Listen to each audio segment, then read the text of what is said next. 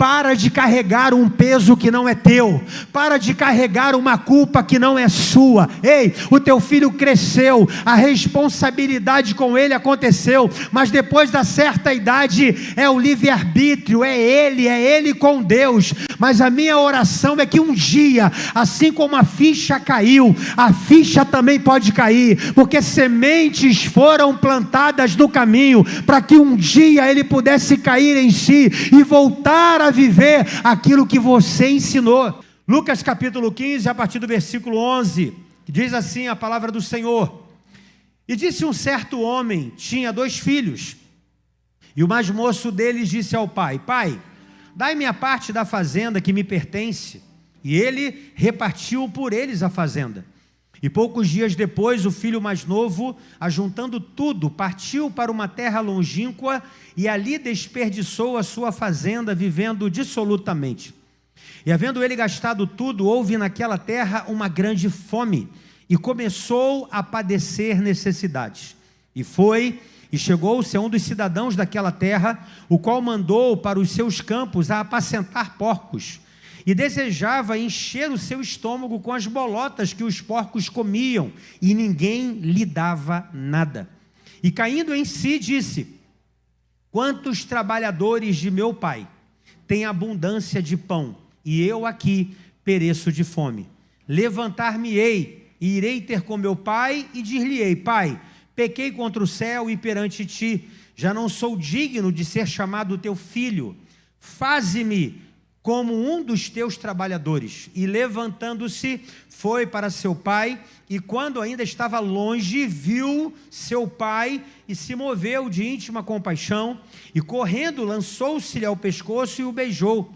E o filho lhe disse: pai, pequei contra o céu e perante ti, e já não sou digno de ser chamado teu filho. Mas o pai disse aos seus servos: trazei depressa a melhor roupa, e vesti-lho, e pondo-lhe um anel na mão e sandálias nos pés, e trazei o bezerro cevado e matai-o, e comamos e alegremo-nos, porque este meu filho estava morto e reviveu, tinha se perdido e foi achado.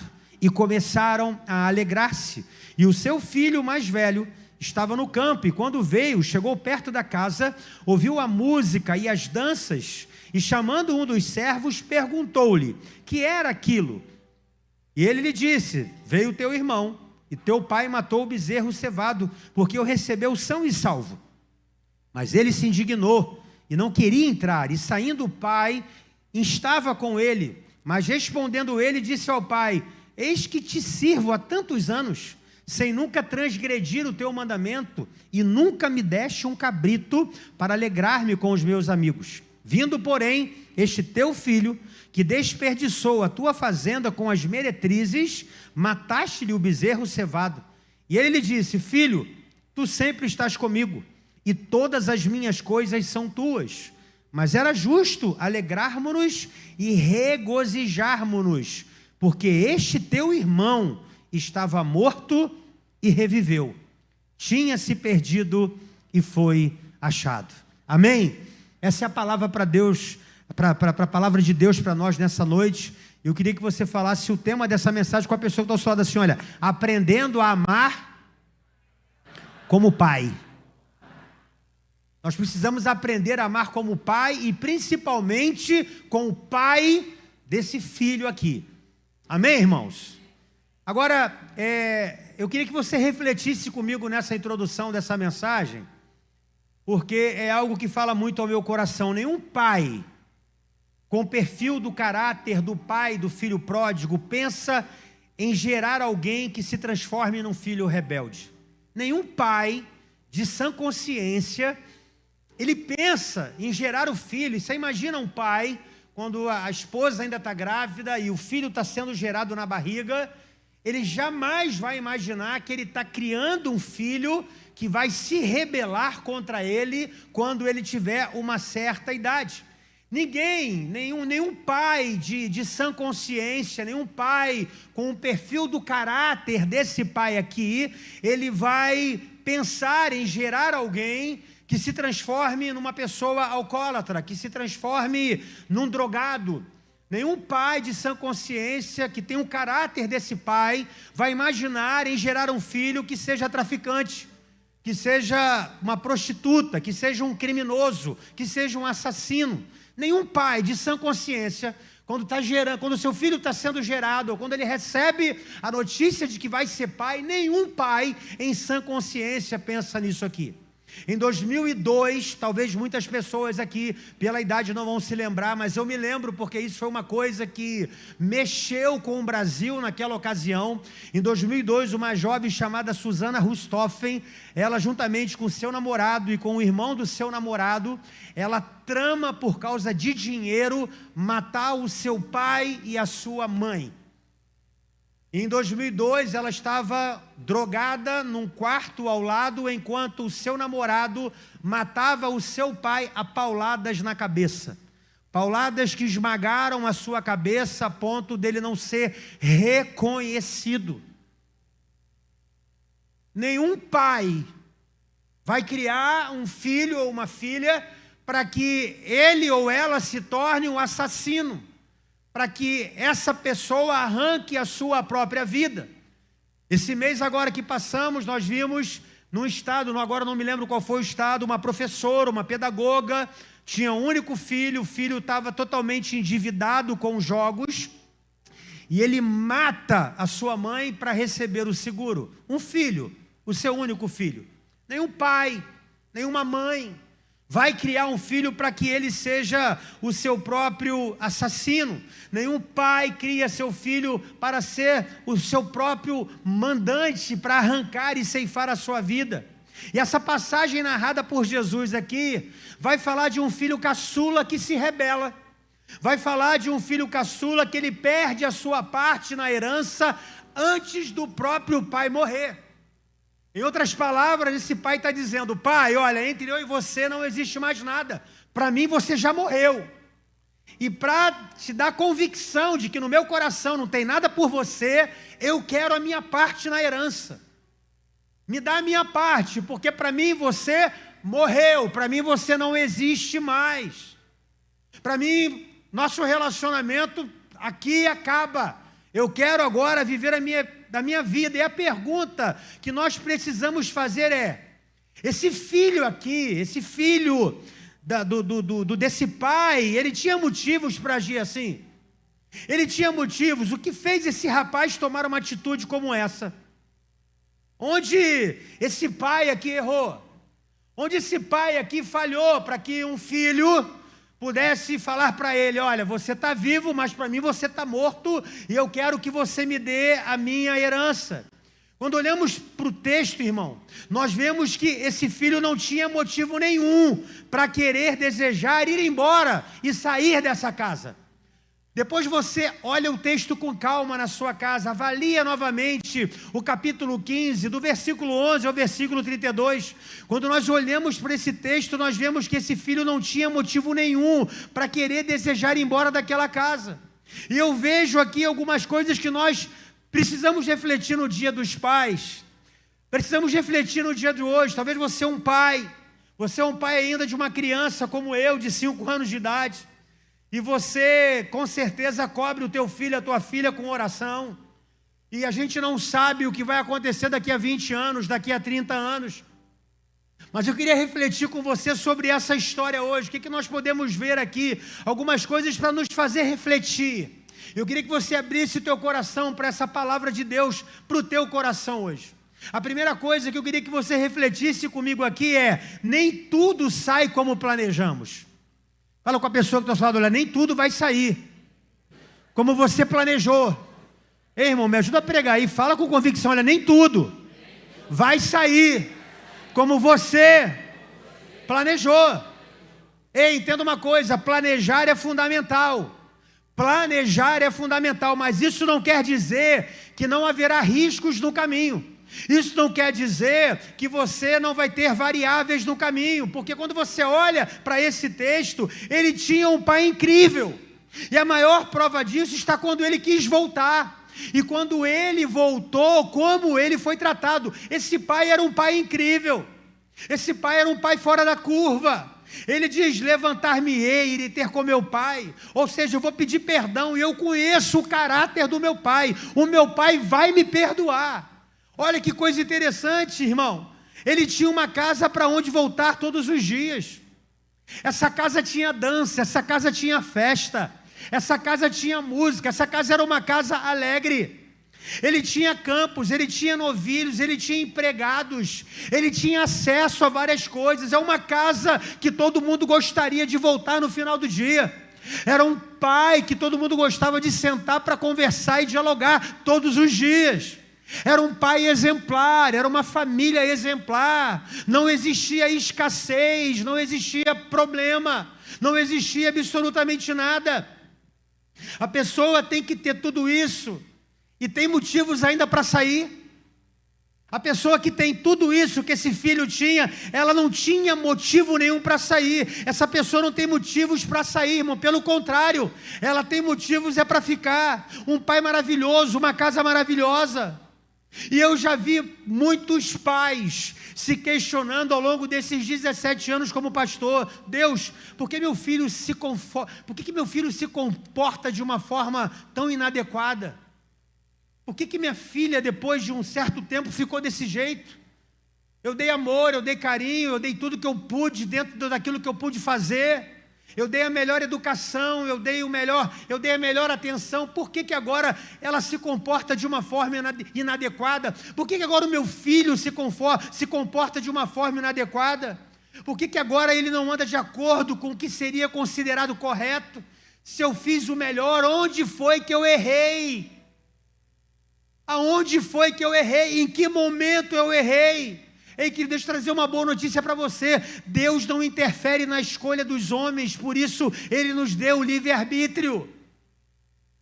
Não é que você tenha sido o melhor pai, que as coisas irão sair como você planejou.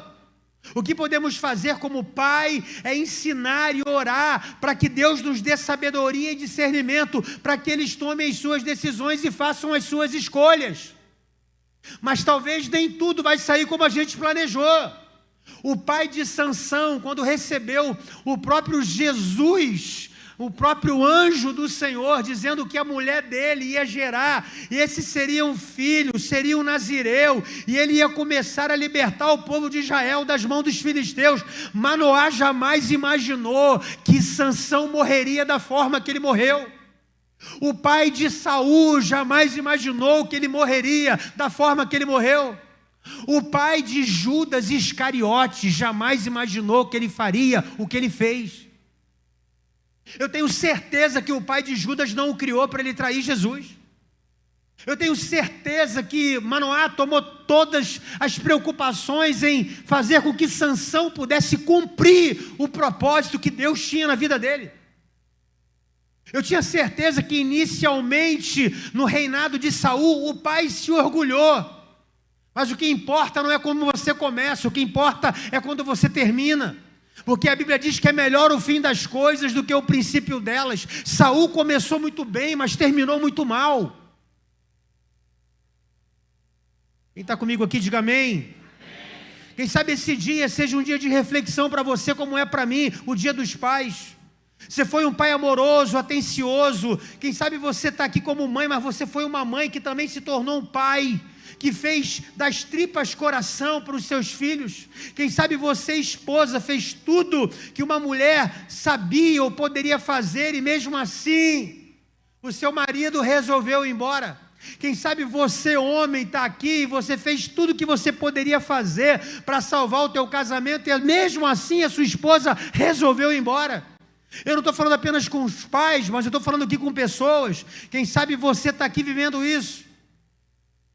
Nós não estamos isentos disso, meu irmão. Não é porque as coisas não saíram da forma que você planejou que você errou. Não é porque as coisas não aconteceram da forma que você imaginou que você errou. Deus te trouxe aqui nessa noite para que toda a culpa que você carrega fique diante do altar de Deus. Para de carregar um peso que não é teu. Para de carregar uma culpa que não é sua. Ei, o teu filho cresceu, a responsabilidade com ele aconteceu, mas depois da certa idade é o livre-arbítrio, é ele com Deus. Mas a minha oração oração é que um dia, assim como a ficha caiu, a ficha também pode cair, porque sementes foram plantadas no caminho, para que um dia ele pudesse cair em si, e voltar a viver aquilo que você ensinou. Deus te trouxe aqui hoje para que você saia daqui sem esse fardo, para que você saia daqui sem esse peso. Onde eu errei? Por que eu estou vivendo isso? Eu não mereço isso, você não merece isso, e milhões de outros pais também não merecem. Mas os nossos filhos têm o livre-arbítrio, e eles escolhem. Agora eu quero declarar que nessa noite, esse fardo você não vai carregar mais. Esse fardo você não vai carregar mais. Eu não sei qual é a história do teu filho, eu não sei qual é a história da tua filha, eu não sei qual é a tua história, pastor, esse filho sou eu não fui um bom filho, eu não fui uma boa filha, mas graças a Deus que eu tive tempo de cair em si, como esse jovem aqui, voltar atrás, rever o caminho, rever a rota, voltar para aquilo que o meu pai me ensinou, e hoje eu estou aqui para ser um bom exemplo para os meus filhos. Segunda coisa que eu aprendo aqui nesse texto, irmão, faça sempre o melhor que puder. Fala com a pessoa que está ao seu lado, faça sempre o melhor que puder. Irmão, faça sempre o melhor que puder, para não sofrer amanhã com a dor da culpa, do remorso e do arrependimento. Faça sempre o melhor que você puder. A pior frase que pode sair da boca de um pai ou de uma mãe as coisas poderiam ter sido de outra forma. Eu poderia ter feito de outra forma. Eu poderia ter agido de outra forma. Eu poderia ter feito de outra forma. O pai do filho pródigo, como qualquer um que vê seu filho saindo de casa da pior forma possível, ele chorou com a dor da separação e chorou com a dor da saudade, mas ele não chorou com a dor do remorso. Ele não chorou com a dor da culpa, porque no coração dele ele falou: eu fiz o meu melhor, eu fiz tudo aquilo que estava no meu alcance, mas agora ele tem idade, e se ele escolheu isso, as suas escolhas serão as suas consequências. Irmão, eu amo isso aqui. Faça sempre o melhor que você puder. Faça sempre o melhor que você puder. Sempre, dentro das suas condições, dentro daquilo que você pode fazer. Seu choro não pode ser de remorso, nem de culpa ou de arrependimento. Esse pai tinha consciência que havia feito o melhor que ele pôde. Esse pai sabia o que ele havia plantado. Ei, irmão, só os que plantam a boa semente podem esperar uma boa colheita. Vou repetir isso aqui. Só os que plantam a boa semente podem esperar uma boa colheita. Todos os dias, o seu pai olhava no horizonte, na esperança de que aquilo que ele plantou, era como se ele dissesse: um dia ele vai voltar. Não foi isso que eu plantei na vida dele. Não foi isso que eu semeei na vida dele. Um dia eu vou olhar para o horizonte e vou vê-lo voltando novamente para essa casa, porque não foi isso que eu plantei na vida dele. Ei, levanta a mão, pai, que eu vou declarar sobre a tua vida. Tudo aquilo que você está semeando é o que você vai colher. Então, em nome de Jesus, que você comece a semear as coisas boas, porque é isso que você vai colher. Independente da decisão do teu filho futuramente, o que vai estar no teu coração, sabe o que vai ser? Vai ser o seguinte: olha, eu fiz aquilo que eu pude fazer.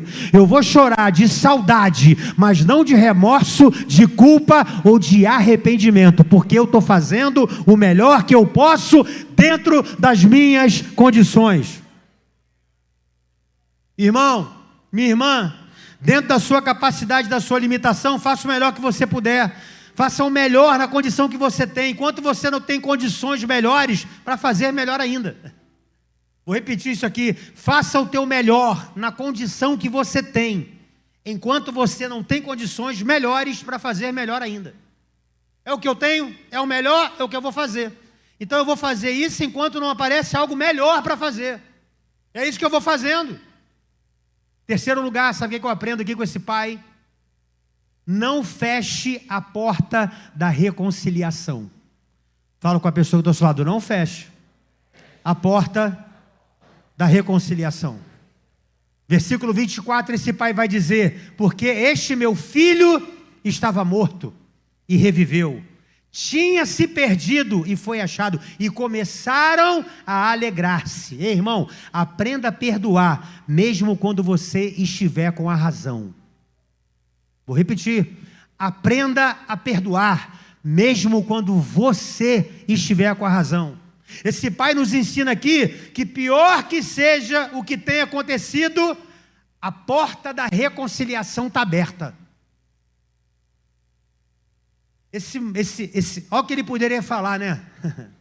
Irmão, eu acho que tem gente que sem sabedoria que fala: como é que é? Como é que é? Eu ralo minha vida toda, chego aqui nos meus 60, 70 anos, você simplesmente assina um atestado de óbito, eu ainda vivo, pega metade do que eu tenho, você vai embora na maior cara de pau, gasta tudo com prostituta, aí agora que a casa caiu, você volta com essa tua cara de pau e me pede para ficar aqui na minha casa. Mete o pé, porta da rua, serventia da casa, vai embora. Agora as suas escolhas, viva as consequências dela. Esse pai não faz isso, irmão. Esse pai, ele não fecha a porta da reconciliação. A porta da reconciliação é uma porta que tem que estar sempre aberta no nosso coração, irmão. Principalmente nós como pais, como sacerdotes, como homens. E isso não se refere só ao relacionamento entre pai e filho, mas principalmente entre os cônjuges, no casamento. A porta da reconciliação é uma porta que tem que estar sempre aberta, é a única porta que não pode ser fechada na sua casa, é essa. A decisão é sua, irmão, pois a chave dessa porta está nas suas mãos. Você já imaginou aonde nós estaríamos aqui hoje, depois que Adão e Eva pecasse lá no Éden e Deus fechasse a porta da reconciliação? Ah, errou Adão. Ah, errou Eva. Ah, legal. Mete o pé. Acabou para vocês. Sabe qual era o meu destino? Qual era o seu destino? O inferno seria o nosso único destino. Mas a porta da reconciliação, através de Jesus Cristo na cruz do Calvário, nos trouxe novamente para a presença do Pai. Se Deus não fechou a porta da reconciliação, trazendo a humanidade para Ele novamente, quem somos nós para fechar uma porta? Talvez o que você tenha recebido foi algo que te marcou, foi algo que te magoou, foi algo que te feriu, foi algo que te traumatizou, foi algo que mexeu com você, talvez coisas imperdoáveis ao teu ponto de vista, mas ao ponto bíblico não. Essa porta da reconciliação, ela sempre estará aberta na minha casa. A porta da reconciliação é a única porta que na minha casa ela não vai ser fechada. Ei, irmão, abra a porta, não feche a porta. Ei, mãe, abre a porta hoje. Ei, pai, abra a porta hoje. Ei, filho, filha, abra a porta hoje. Ei, cônjuge, abra a porta hoje. Quem sabe nessa noite que você precisa ouvir é que a porta da reconciliação, ela não pode estar fechada na tua vida, meu irmão. Mas em um determinado momento esse jovem aqui despertou. Ele acordou para a vida novamente. E a Bíblia vai dizer no versículo 17, e caindo em si, e ele diz: quantos trabalhadores do meu pai têm abundância de pão e eu aqui pereço de fome. A ficha caiu. Ele despertou. E aí sabe o que aconteceu? É o quarto ponto. Ele se lembrou do pai. Repita comigo: ele se lembrou do pai. Eu amo isso aqui, irmão. Antes dele cair em si, lá no versículo, se eu não me engano, versículo 12, ele fala assim: pai, dai-me a parte da fazenda que me pertence. Versículo 12, Dá, eu quero. Dá-me a parte da fazenda que me pertence. Aí no versículo 19, quebrado, igual arroz de terceira, quebradinho, quebrado, está quebrado, caiu em si, lembrou do pai. Aí no versículo 19 está assim: faze-me como um dos seus trabalhadores. Eu amo isso aqui, sabe por quê? Porque antes era aquilo que eu posso ganhar, era aquilo que eu posso receber. Me dá a metade do que eu tenho direito. O que interessa é aquilo que eu posso ganhar, o que me interessa é aquilo que eu posso receber. Mas quando ele lembra do pai, o discurso muda. Não é dai-me agora a metade do que eu tenho direito, mas faze-me como um dos seus trabalhadores. Antes era aquilo que eu posso ganhar, agora é aquilo que eu posso me transformar. Agora me transforma, pai. Muda algo aqui dentro de mim. Muda algo aqui dentro de mim. Ei, irmão, anota isso aí. Aquilo que o pai pode te transformar sempre será maior do que aquilo que você pode ganhar. O poder do pai para nos transformar é muito mais lucrativo do que aquilo que a gente pode ganhar. A Bíblia diz que ele se lembrou do pai. Isso que eu estou vivendo não tem nada a ver comigo, pensou ele. E ele se lembrou do pai, sabe por quê? Porque é a figura do pai que dá destino. Fala com a pessoa que está ao seu lado, é a figura do pai que dá destino. Ele caiu em si, irmão. Quando ele caiu em si, ele falou: não é minha identidade isso. Isso não é minha identidade. Essa identidade egoísta, me dá. Eu quero. Quando ele caiu em si, ele falou assim: essa não é minha identidade. Uma identidade de ganha, uma identidade de barganha. Mas a minha identidade é: me transforma, pai. Faze-me um trabalhador. Me transforma. Agora, quando ele lembra do pai, ele está lembrando da identidade dele, irmão.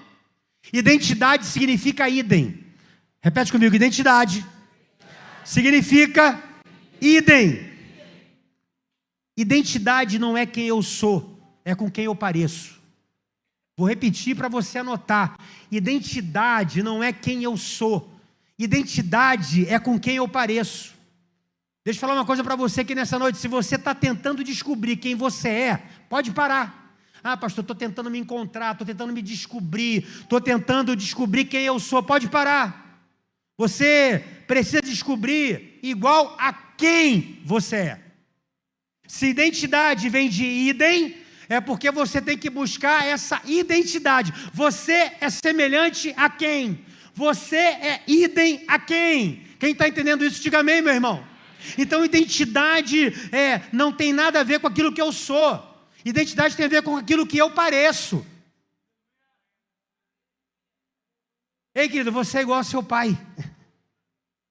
Qual pai? O Pai Celestial. Você nasceu de novo, você é uma nova criatura, e a Bíblia diz que você agora é a imagem e a semelhança do Deus Todo-Poderoso. Identidade é isso, irmão. Identidade não é quem eu sou, identidade é com quem eu pareço, e eu quero parecer todos os dias com o meu Pai, com o Pai Celestial, e eu só consigo isso através de um novo nascimento, através de uma transformação da minha mente, crendo que tudo aquilo que eu vivi na relação com meu pai, e se isso exalta, glorifica a Deus, eu vou guardar. Agora tudo aquilo que eu vivi com meu pai, que não glorifique, que não exalta a Deus, eu vou dispensar. Ei, querido, se lembre do pai hoje. O teu pai te deu uma identidade. Qual é a sua identidade? Você agora é imagem e semelhança de Deus. Essa agora é a sua identidade.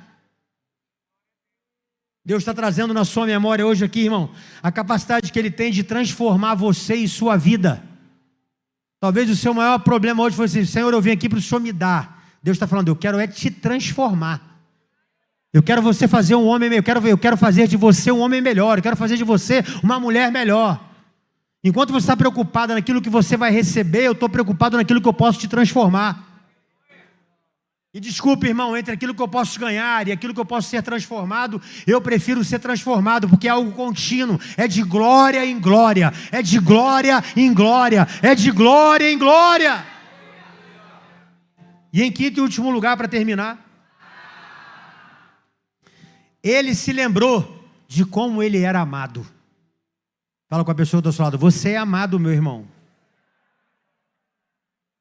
Ele se lembrou de quanto ele era amado. Sabe como é que ele se lembrou de como ele era amado? Não por bajulação: meu pai me pegava no colo, meu pai fazia isso. Não, não, não.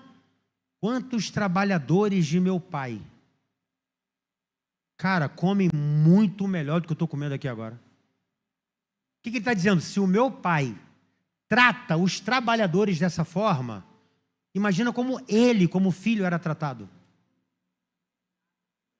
Ele se lembrou, irmão. Ele se lembrou de quanto ele era amado. Infelizmente, deixa eu abrir um parênteses aqui. Infelizmente que pessoas como esse jovem só dão valor quando perdem tudo.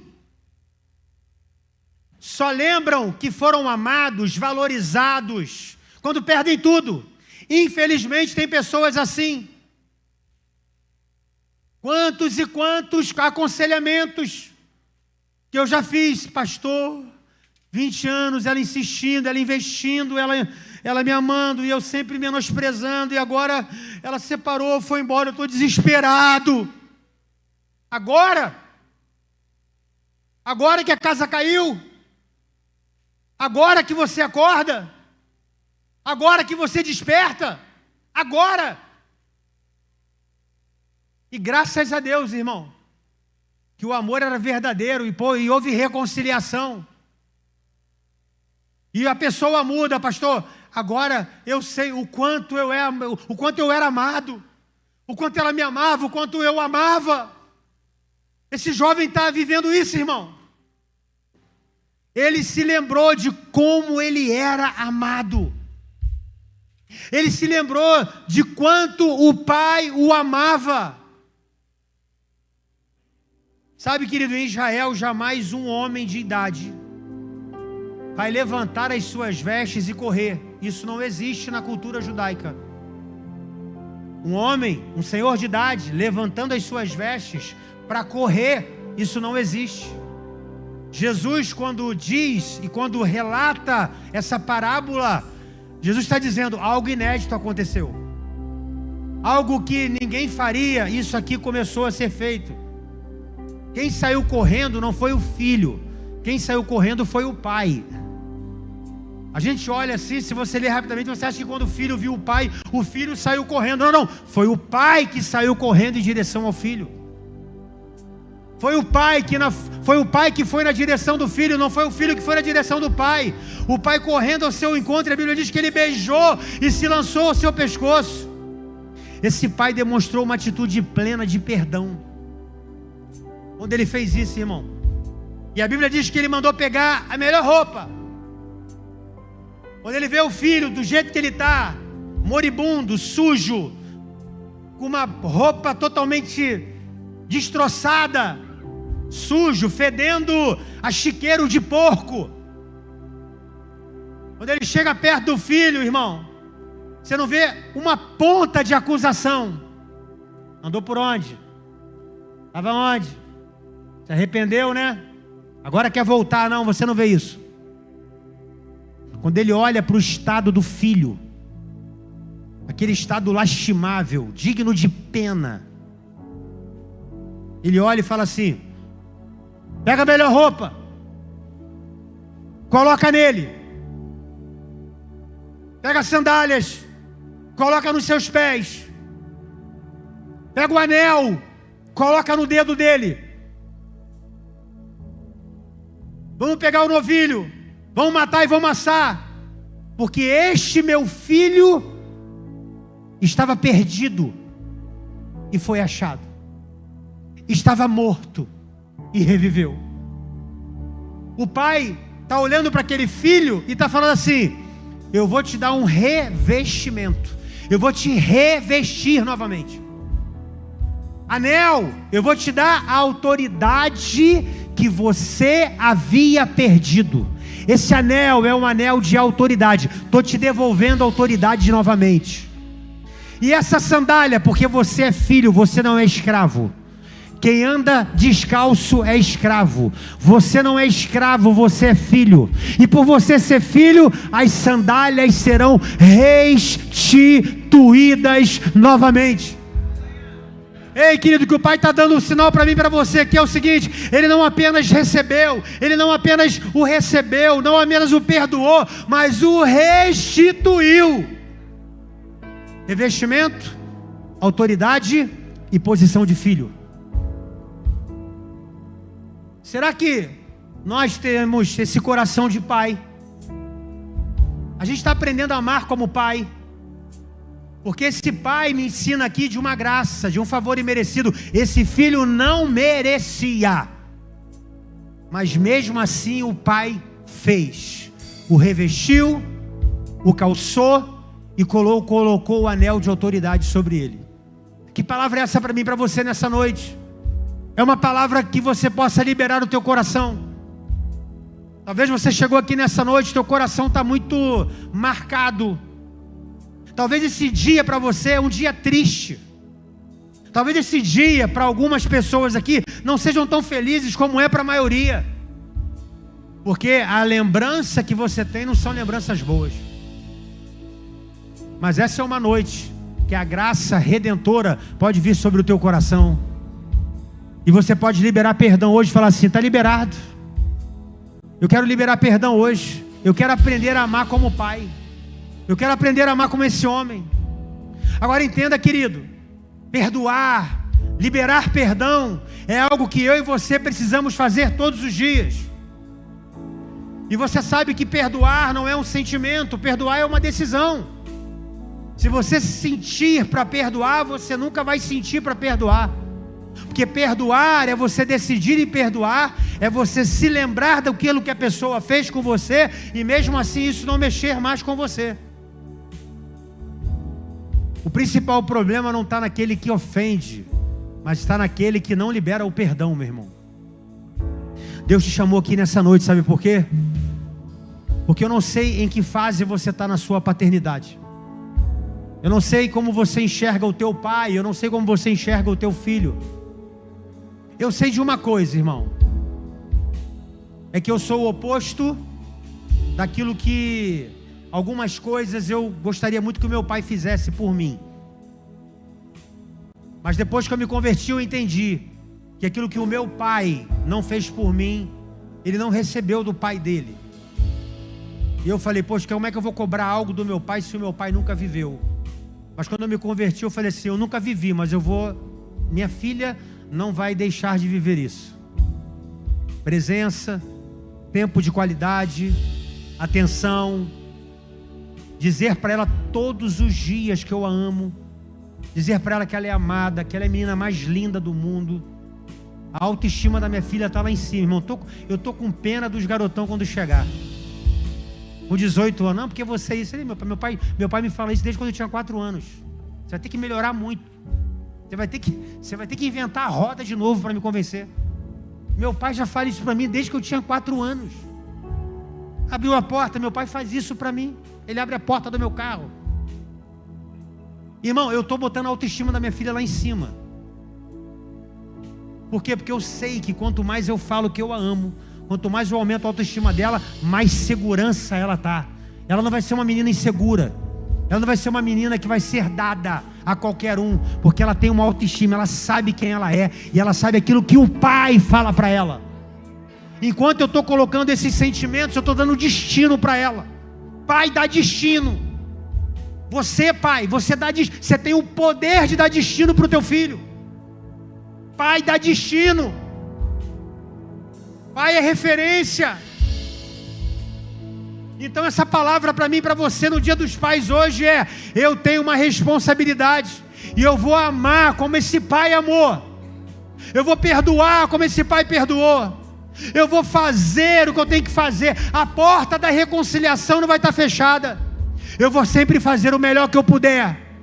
E eu tenho que ter a convicção e a certeza que talvez tudo não saia como eu planejei, Mas ainda que tudo não saia como eu planejei, o meu coração não vai ter culpa, não vai ter remorso. O meu coração vai ter: eu fiz o meu melhor. Fica de pé nessa hora em nome de Jesus, irmão.